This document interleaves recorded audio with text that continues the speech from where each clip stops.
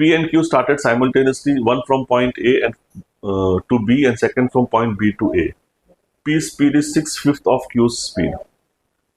If after crossing Q, P takes 2.5 hours to reach B, how much time does Q takes to reach A after crossing P? Okay, let's see.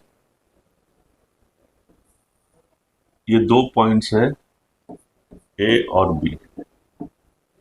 जो P है वो यहां से start हुआ और जो Q है वो यहां से एक दूसरे के बाद चालू हो गए. अगर Q की speed s kilometres per hour है तो P की speed 6/5 s kilometres per hour है. That's what has been given to us. If after crossing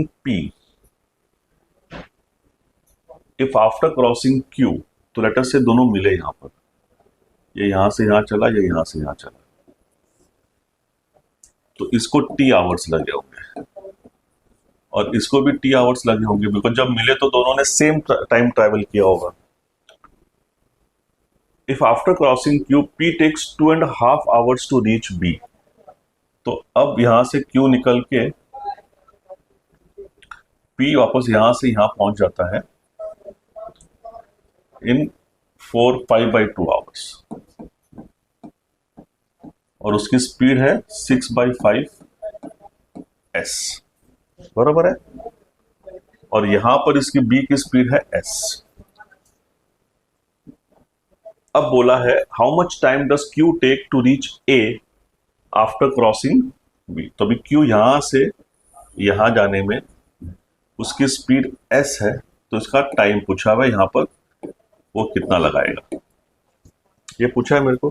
तो यहां से यहां कितना टाइम लगेगा. So that's what we have to understand. So let's understand.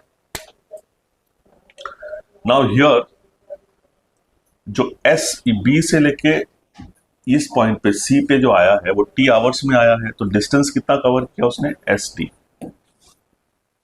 और ये यहां से जब P यहां मिलते हैं उन लोग, तो वो यहां पहुंचने के लिए 5/2 आवर्स लेता है और स्पीड कितनी है 6/5 s. तो उसने कितना डिस्टेंस कवर किया होगा, 5/2 इंटू 6/5 s. अब ये दोनों डिस्टेंस सेम है तो मैं इक्वेट कर देता हूं.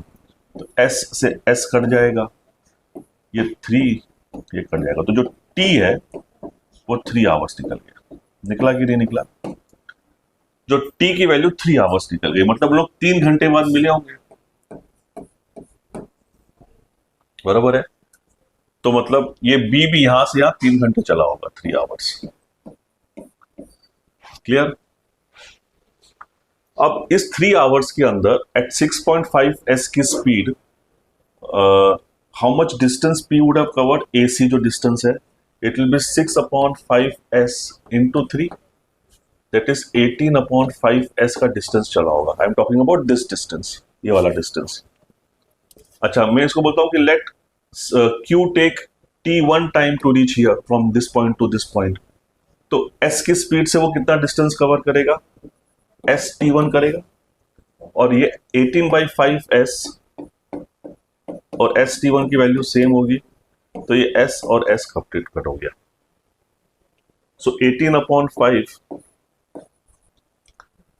3.6 आवर्स. तो जो Q को मिलने के बाद में 3.6 आवर्स A पे पहुंचने को लगे होंगे. सो यहां पर so basically what concept we have used, इन दोनों का स्पीड के बीच में रिलेशन पता है तो मैं डिस्टेंस इन दोनों सिनेरियो में इक्वेट करके एक तो यहाँ का भी t निकाल सकता हूँ और यहाँ का भी t निकाल सकता हूँ. तो दोनों का डिस्टेंस अपन कंपेयर करके वो सॉल्व कर सकते हैं. Two trains P and Q start their journey from Delhi and Kanpur respectively towards each other. When they will cross each other, then train P and Q will take 24 hours and 16 hours respectively to reach their destination. The speed of train Q is 40 kilometers per hour. Find the distance between Delhi and Kanpur. तो यहाँ पर हमको दिल्ली और कानपुर के बीच का distance पूछा हुआ है. सो ये दिल्ली है और ये कानपुर है.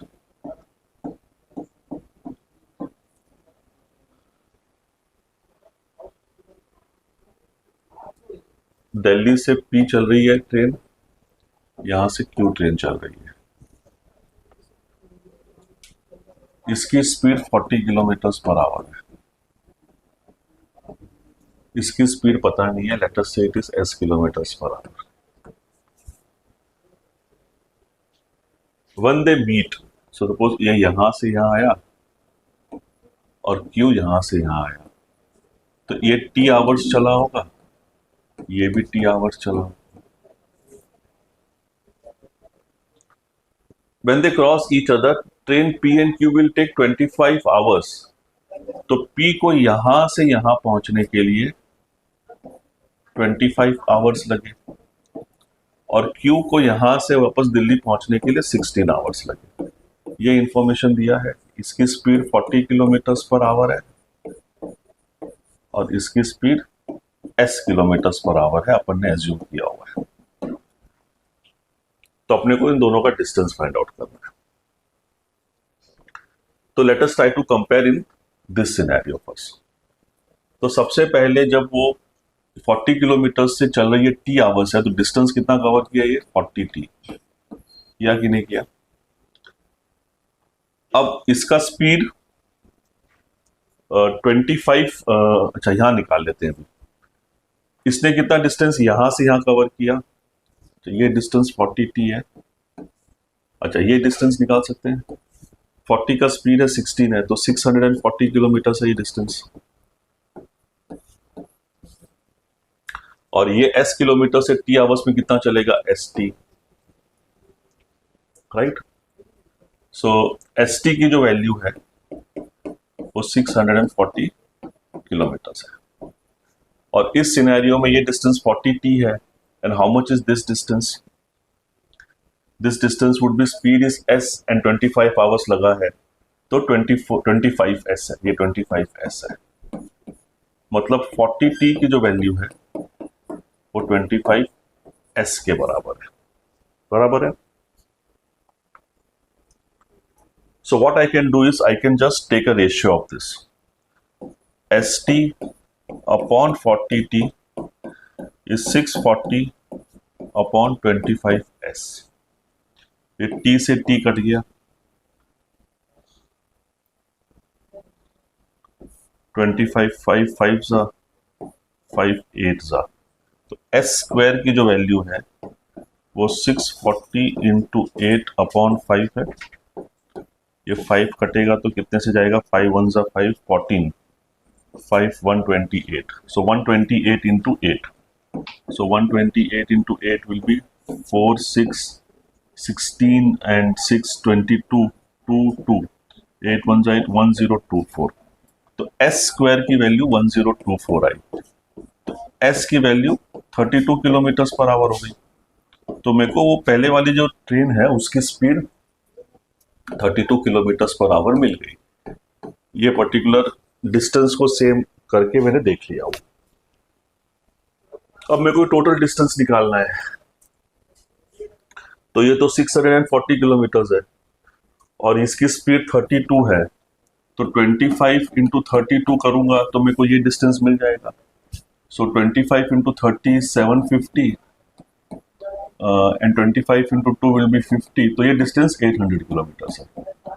तो 800 किलोमीटर्स में मैं 640 किलोमीटर्स ऐड कर दूंगा तो मेरे को टोटल डिस्टेंस मिल जाएगा जो 1440 किलोमीटर्स है। तो 1440 kilometres is the answer. Okay, welcome students, I hope you enjoyed time, distance and speed videos. If you have any problems, please get in touch with me on my WhatsApp number, and please do not forget to subscribe on my YouTube channel and keep me motivated as always.